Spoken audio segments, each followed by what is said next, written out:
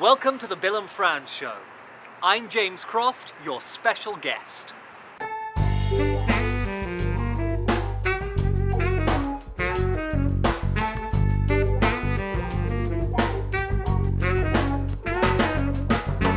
Hey, welcome to the Bill Frantz Show. We have a great show today. Today our guest is James Croft. He is the leader in training at the Ethical Society of St. Louis. Welcome. Thank you. It's good to be here again. Welcome. And what exactly does leader in training mean? Wow, that is a complicated question.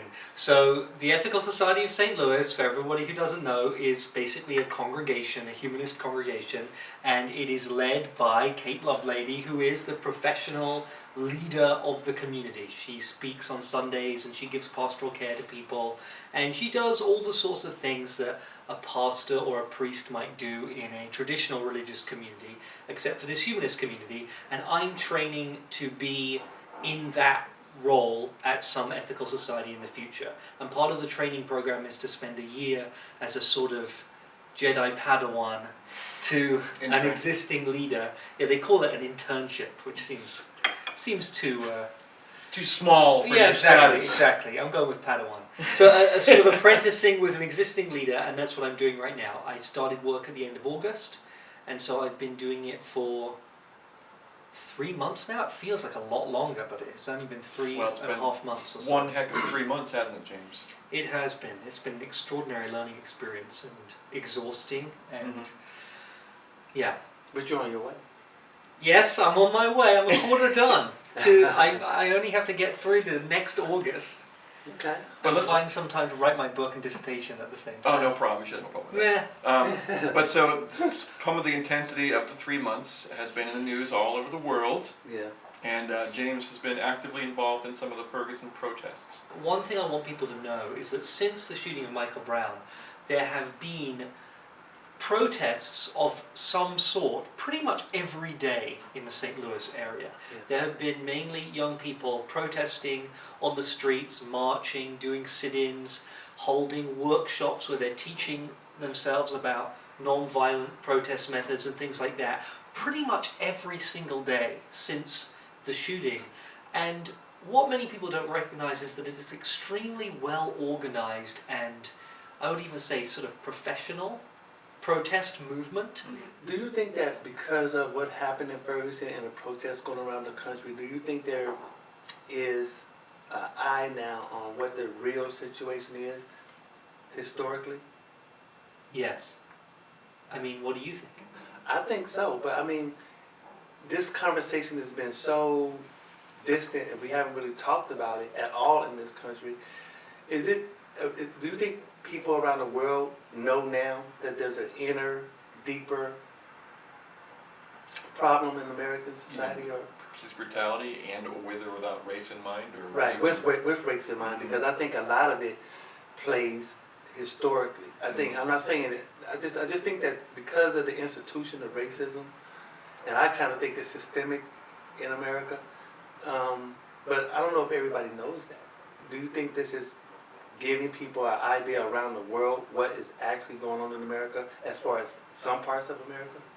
I think I agree with you. Yes, I think it has. I think that one of the things that these protesters have been able to do is make the subject of racism, and particularly racism within the criminal justice system, a topic of everyday discussion, open everyday discussion, in a way that I can't remember it being since I moved here to such a degree.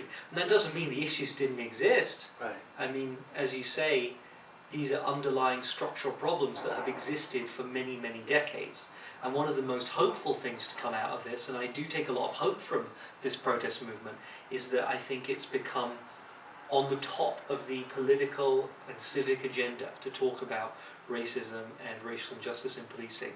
So yeah, I agree with you. I think That's absolutely true, because if you have George Bush talking about this case, he's talking about Eric Garner case. well, right, Yeah, but he's starting to see the issue. Yeah. Or if he has, I'm pretty sure he's seen it before, but he's talking about it now. When you have ex-presidents and political leaders talking about racism in America, that is something very different and new, but good. The Brown case has been complicated with the whole, was he a was he a criminal actually, or was he a bad guy, was he a mean guy? But now the focus is going to the Eric Garner case more, which is much more crystal clear. They said, it was documented, you can see him being treated badly, and he really didn't have anything. I think the focus may be going from Ferguson back to New York City. That's where Eric Garner was, right? Right. It's almost like I was used to tell people all the time, when you think about history, you have Malcolm X and you have Martin Luther King. And some people didn't like Malcolm because Malcolm was really forceful, in his opinions. But I said, well, you have to have both sides of the coin in order for people to hear it. Like they heard Martin Luther King, he came with his peace speak, and which was good. But Malcolm X was like, okay, we don't get peace, we don't get it the other way. As an African American, I don't consider myself a thug or a criminal, but I have been treated like that by police officers when they pulled me over. I didn't think I looked the part. I didn't, but it didn't matter to them. I still got treated like I was garbage. I think that what many people who are watching this from the outside, particularly white people, do not understand is that the protests, the actual stopping of traffic and the dropping banners in City Hall and things like that, are absolutely necessary. I think that was what you were referring to partly when you're talking of Malcolm X and Martin Luther King. Without the pressure on the ground and people making the issue sufficiently forcing it in the way of making people confront it. Mm-hmm. This is not a violent way of forcing the issue to take a street and to stop people getting where they're going for 10 minutes or something like that. But without those small disruptions to everyday life to keep it at the top of people's minds, then the people who are also doing work in the political sphere and in other levels in society don't have the power that they need to push their agenda forward. So you need people working at every level in order to push the agenda forward. And I think that it's important to recognize that we probably won't get the changes that we need simply through protests either. We do need people who are going to be on the Ferguson Commission, and we do need people who are going to be elected representatives pushing for legal change and things like that at the same time. So I agree with you there.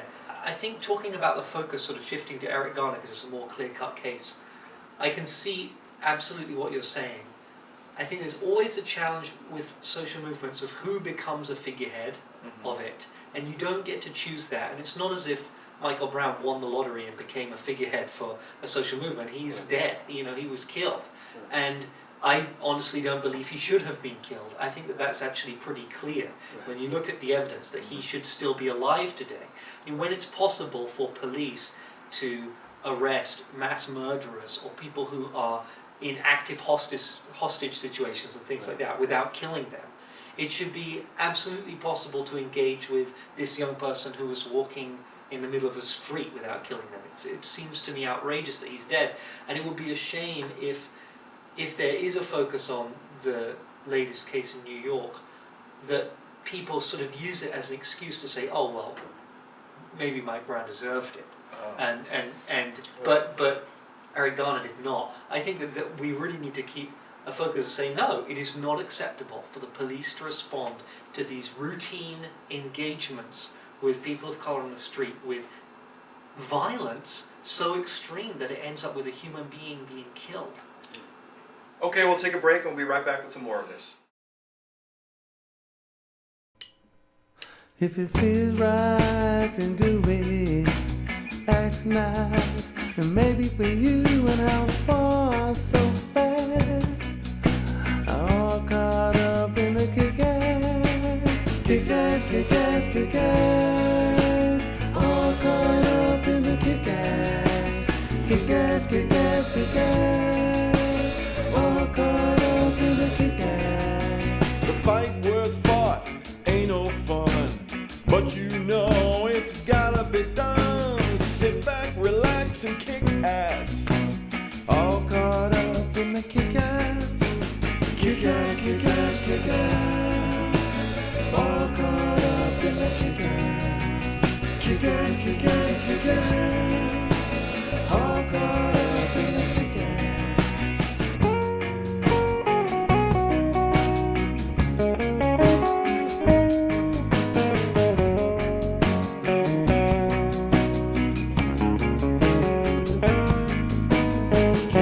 kick-ass, kick-ass.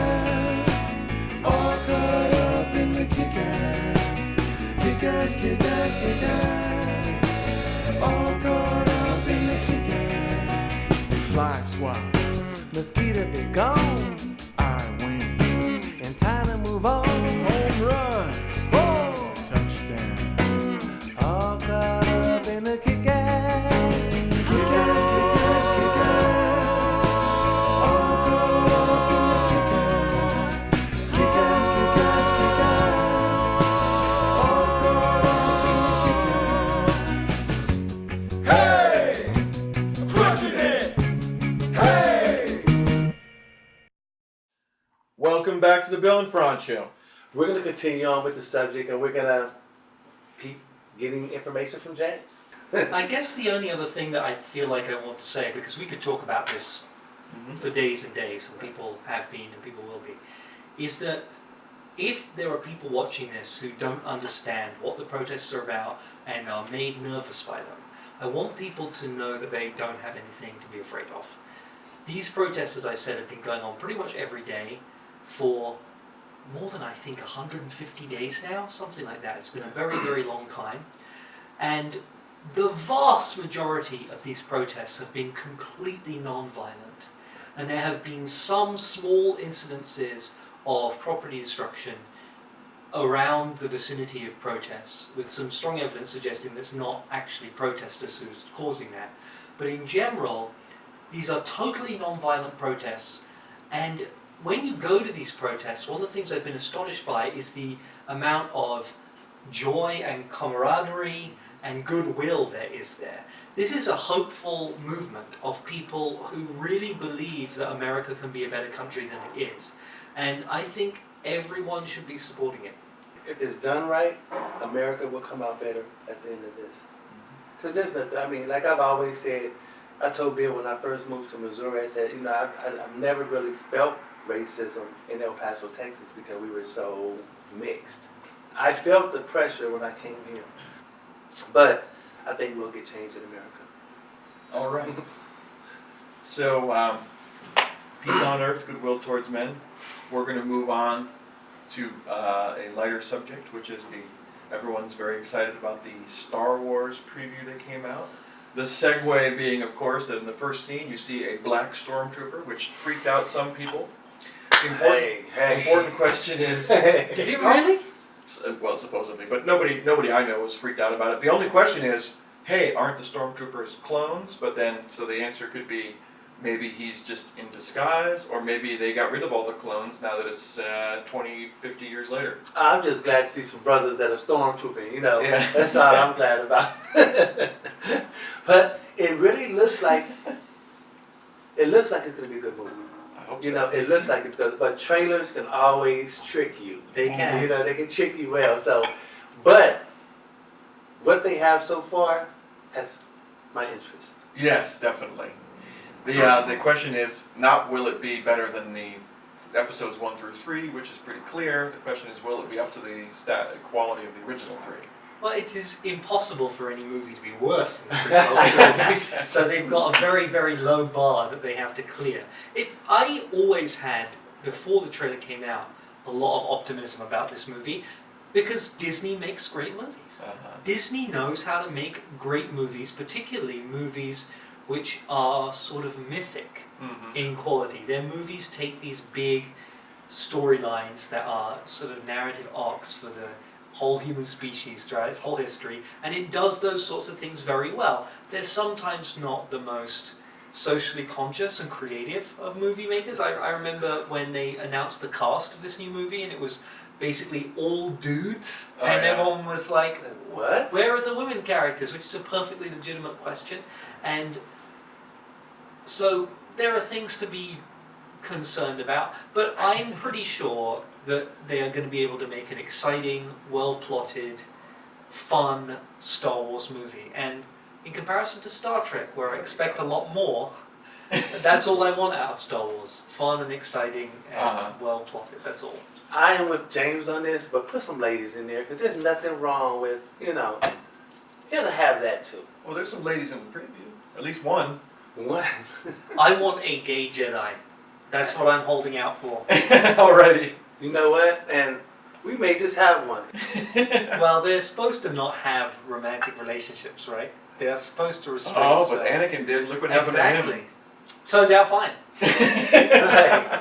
That's Couldn't get true. what he wanted and went evil. That's true. Luke did a pretty good job of holding out, didn't he, so far? Well, we'll find out. Yeah, we'll find Because out. he's going to be in the new one. It's gonna be so good. I'm so excited. This is gonna be real good. I was not just Star Wars, and I don't want to throw this in there, but I'm also looking for the Avengers Age of Ultron. Oh yes. I want to see what that is about because I read a lot of comic books or read when I was younger, and Ultron is the ultimate bad guy. He kicks ass. All It's right. gonna be amazing. It's gonna be great. Fair enough. Well, we'll have to wait another year. Until then, may the Force be with you. Yes, may it.